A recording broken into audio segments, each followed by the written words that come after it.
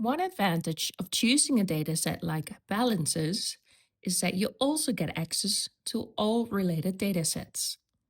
So, balances is linked to the charge of accounts, to companies, and also to tracking 1 and tracking 2.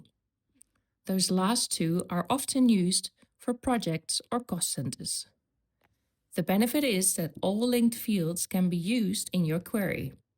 You can display them, calculate with them, or filter on them. That makes this approach very powerful. Now, which fields do we actually need?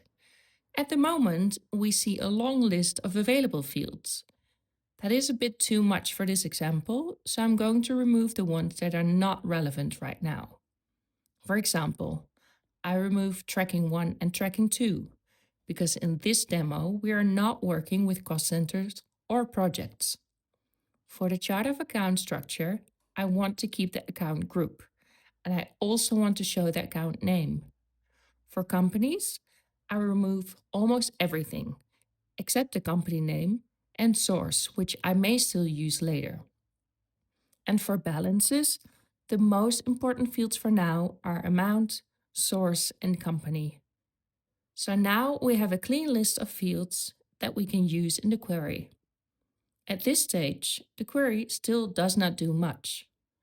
If I display the fields as they are now, I would get too much data back. So the next step is to apply filters.